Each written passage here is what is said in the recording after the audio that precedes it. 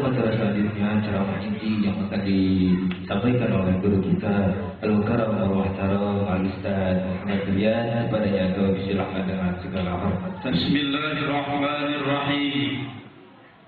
Alhamdulillahilladzi amara ibadahu bil ibadah wa nahahum 'anil syirki wal kufri wal zulmi wal ma'siyah.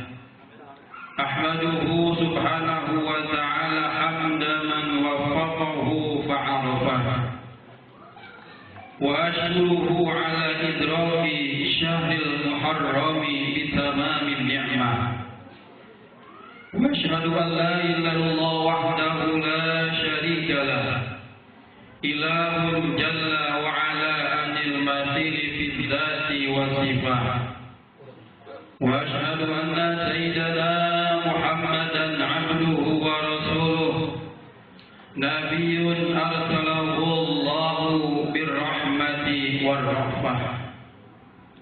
Allahumma salli wa sallim, Allahumma salli wa sallim wa barik ala sayyidina Muhammad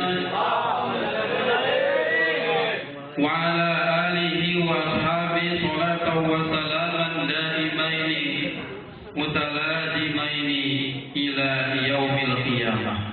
Amma ba'du. Faqad qala Allah ta'ala bi muhkami tanzilihi wa huwa asdaqul qailin. Bismillahirrahmanirrahim wa sadaqa rasuluh. Yang sama-sama kita muliakan para alim ulama, para asatidzah, para hujjah jamaah sekalian. Wabil khusus guru kita, pimpinan kita Al-Mukarram Al-Ustaz Haji Abdurrahman Sarbini, Al-Mukarram Al-Ustaz Haji Maryadi, qori kita Al-Mukarram Al-Ustaz Sofandi, dan juga yang saya muliakan Al-Ustaz Nasruddin, Al-Ustaz Rafi'uddin, dan para jamaah sekalian yang senantiasa dirahmati Allah Subhanahu wa ta'ala. Puji syukur marilah kita panjatkan pada Allah yang Maha Ghafur, yang telah memberikan kita berbagai macam nikmat sehingga pada malam hari ini kita bisa kembali hadir dalam rangka kita sama-sama merayakan Muharram tahun 1434 Hijriah. Mudah-mudahan hadirnya kita di sini menjadi sebab turunnya rahmat Allah Subhanahu wa ta'ala. Salawat dan salam tak lupa kita limpahkan kepada baginda Nabi besar Muhammad sallallahu alaihi wasallam.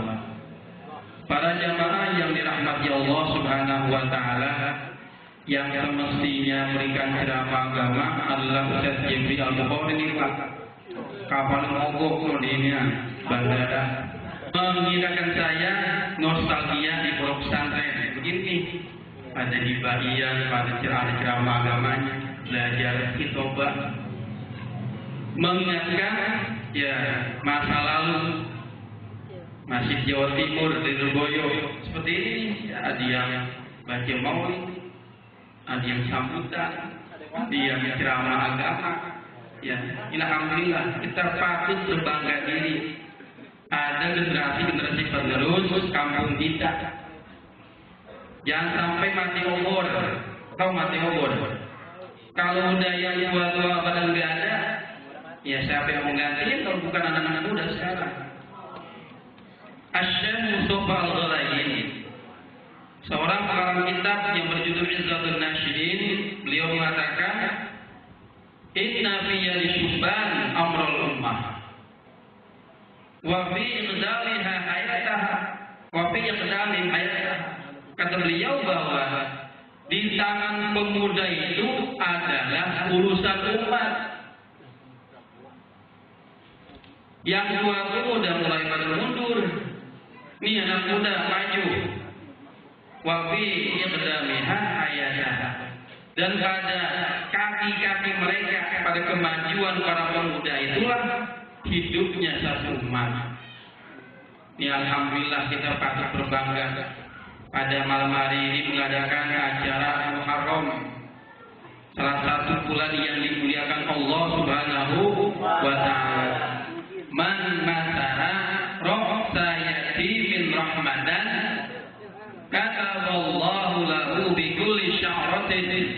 marrat alayya hasanatan. Barang siapa yang mengusapkan atau mengusap di atas kepala anak yatim karena ada unsur rahmah, ada unsur kasih sayang, maka kata Nabi, setiap rambut yang mengenai tangannya itu sehelai rambut akan diberikan satu kebaikan oleh Allah Subhanahu wa Ta'ala. Sempat itu rambut anak yatim berapa? Berapa banyak itu? Berapa juta? Hitung tuh rambutnya berapa? Ya. Mukanya ada dasar itu pakai diusap-usap. Kata Nabi begitu. Ya. Ketika kita mengusap kepala anak yatim, kemudian di sana ada banyak helai rambut, setiap rambutnya akan bernilai hasanah, akan bernilai satu kebaikan. Kemudian wa maha'anhu bi kulli sya'ratin sayi'atan, dan setiap helai rambut itu akan mampu menghapuskan satu dosa, satu kesalahan. Wa rafa'alahu bi kulli sya'ratin darajatan, dan Allah setiap rambutnya itu Allah akan mengangkat derajat orang tersebut nanti di depan Allah Subhanahu wa Ta'ala. Akhirnya Rasulullah bertanya pada orang tadi, kira-kira dosamu itu apa? Tanya Rasul. Akhirnya orang tadi mengatakan, ya Rasul, saya malu mengungkapkan dosa yang saya miliki. Akhirnya Rasul pun marah. Mengapa kata Rasul? Kalau bahasa Indonesia, ente ketika berbuat dosa jadi malu. Ketika diminta apa dosanya, kok kamu malu? Akhirnya orang tadi diusir oleh Nabi Muhammad SAW. Dah kamu sekarang minggat saja di sini. Saya khawatir nanti ada api akan turun menyambar kamu, juga menyambar saya. Akhirnya orang yang punya dosa tadi pun dengan muka yang murung meninggalkan Rasulullah, dan Rasul langsung ditegur oleh malaikat Jibril. Kata Jibril, wahai Nabi Muhammad, orang ini walaupun punya dosa banyak, tapi tidak dapat diampuni oleh Allah Subhanahu wa Ta'ala. Rasul heran. Ya Jibril, kira-kira apa tuh dosa apa? Sesuatu yang bisa menghapuskan dosa orang ini. Kata Jibril, orang ini di rumah punya anak kecil. Setiap dia kembali dari mana-mana, dari pasar, dari apa aja, itu senantiasa membawa buah tangan, oleh-oleh, miring dikit dah jalannya. Ya. Ini jangan orang tua makan di pasar, makan buat keluarga dari pusing. Ternyata apa? Setelah orang tadi itu pulang ke rumah, membawa oleh-oleh, kemudian diberikan pada anaknya, anaknya girang. Inilah kata Jibril, sebab girangnya anak tadi itu, orang yang punya dosa tadi dihapuskan dosanya Allah Subhanahu wa Ta'ala. Nah, sama aja kita nih, yang tadi nyambung anak yatim. Andai kata tuh yatim girang, mau dikasih duit walaupun cuma 10.000, misalnya girang banget, itu termasuk kafaratul dzunub, sebagai penghapus dosa kita semua.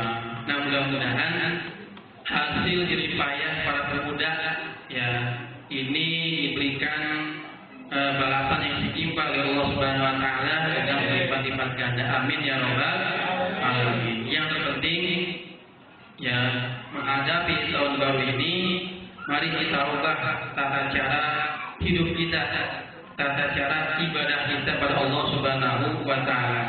Sebab kalau kita melihat isi doa, ya doa awal tahun, baca kemarin awal tahun. Alhamdulillah baca ya. Paham nggak kandungan doa yang disebut apa dengannya? Kandungan isi doa yang ada yang kita baca ketika awal tahun. Di situ ada kata-kata nas'alukal ismata fihi minasyaitan wa junudi wa awliyahi wa junudi. Ketika berdoa awal tahun yang ada 3 poin yang kita minta kepada Allah Subhanahu wa Ta'ala. Pertama apa? Al-ismah. Ismah itu artinya pemeliharaan, penjagaan dari bisikan-bisikan syaitan. Apalagi masih muda-muda, yang waktu masih full, senggol dikit udah ya. Hati-hati anak muda pergaulan, hati-hati, prihatin. Tapi insya Allah kalau didasari dengan agama yang kuat, insya Allah akan jauh dari bisikan-bisikan setan. Amin ya robbal. Itu ya. Prihatin karena kita nongkrong sono, nongkrong sini, maghrib bawa gitar, bukan bawa gitar. Ajar nih kan, ya. Dan kita prihatin generasi penerus yang akan datang kalau begitu semua umat Islam apa yang diharapkan? Itu satu, ya minta perlindungan dari bisikan setan. Yang kedua adalah wala'auna ala hadin nafsil ammarati bisu. Memohon pada Allah supaya meminta pertolongan atas hawa nafsu yang senantiasa memerintahkan pada sesuatu yang negatif. Suatu ilmi, sedekah ilmu, ya yang saya bisa sampaikan pada kesempatan yang baik ini. Mudah-mudahan kita semua mendapatkan petunjuk hidayah Allah Subhanahu wa taala sehingga kita bisa menjalankan ibadah pada Allah dengan sebaik-baiknya. Demikian, kurang lebihnya mohon maaf. Hadanallahu wa iyyakum ajma'in. Wallahu muwaffiq ila aqwamit thoriq. Assalamualaikum warahmatullahi wabarakatuh.